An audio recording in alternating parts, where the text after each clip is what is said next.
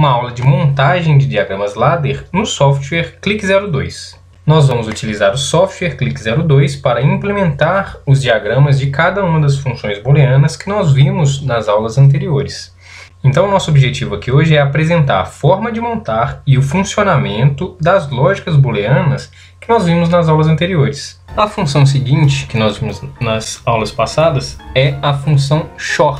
A função chor é representada por um diagrama que contém n malhas para n variáveis. E em cada malha, apenas uma das variáveis é representada por um contato normalmente aberto e as demais por contatos normalmente fechados. Ou seja, para montar uma função chor de duas variáveis, nós precisamos de duas malhas. Na primeira malha, na malha número 1, nós teremos um contato normalmente aberto, endereçado como i1 do tipo normalmente aberto.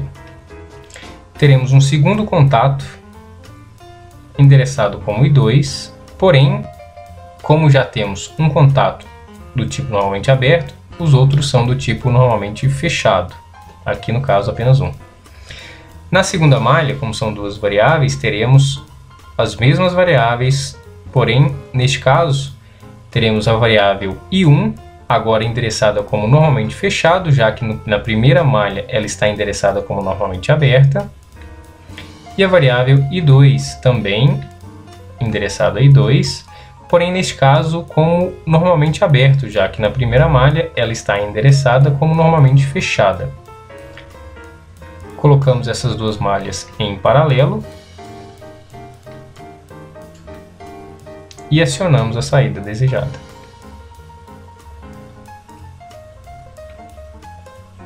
E fechamos o circuito. Muito bem. Montado o diagrama ladder da função chor, nós podemos observar que ela é fruto da configuração de duas funções end, uma função end na primeira malha de um contato normalmente aberto e um contato normalmente fechado, e uma função end na segunda malha de um contato normalmente fechado e um contato normalmente aberto, que é justamente a mesma configuração que nós vimos para o caso B da função end. Contatos normalmente abertos e fechados associados segundo a função end.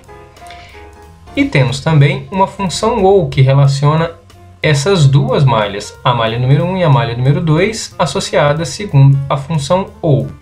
Por isso, nós podemos dizer que a equação da função chor será Q1 será igual a malha 1 ou a malha 2.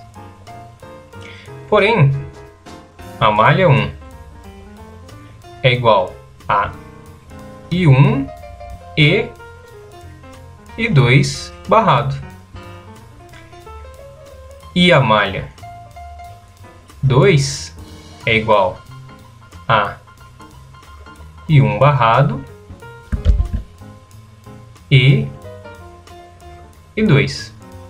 Substituindo malha 1 e malha 2 em Q1, teremos que Q1 é igual a I1 e I2 barrado ou I1 barrado e I2, que é igual a I1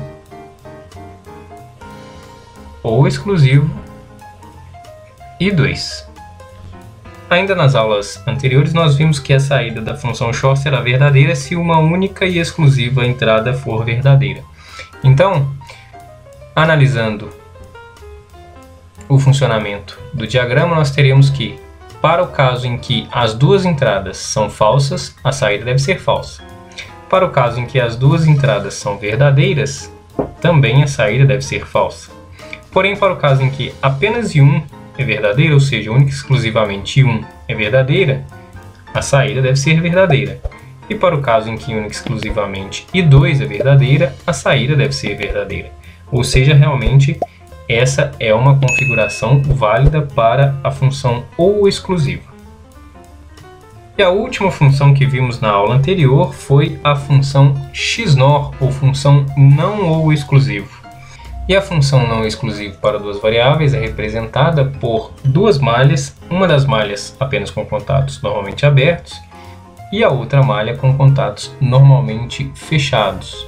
Para implementar a função não ou exclusivo, inserimos na primeira malha um contato normalmente aberto da primeira variável. Inserimos em série um novo contato da segunda variável, endereçamos ela à segunda variável, também normalmente aberto. Na malha seguinte, inserimos um contato da primeira variável do tipo normalmente fechado.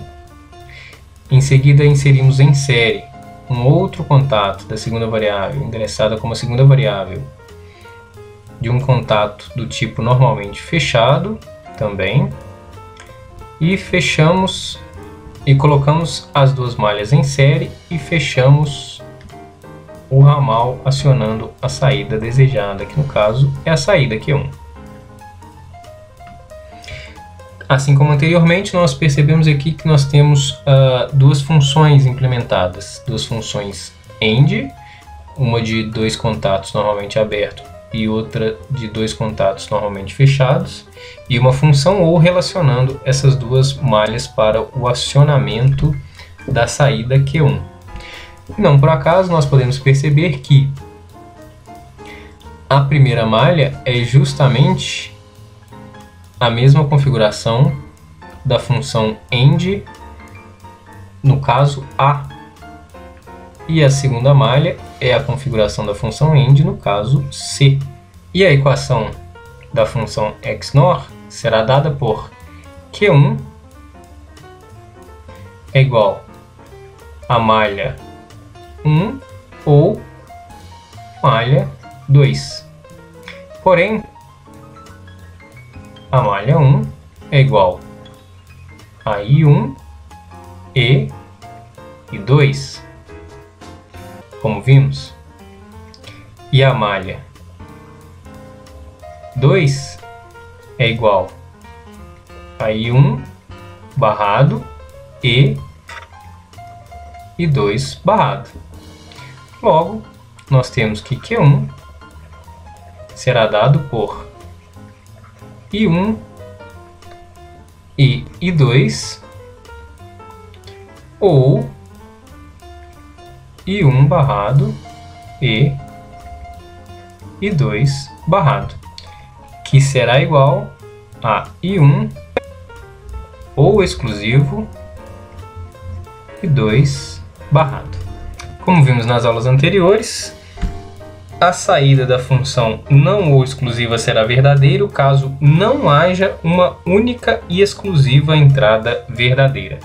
Analisando o nosso diagrama, nós percebemos que para I1 e I2 falso, Q1 é verdadeiro.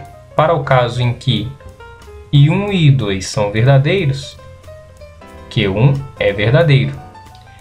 Para o caso em que existe uma única e exclusiva entrada verdadeira, ou seja, apenas I1 é verdadeiro, Q1 será falso.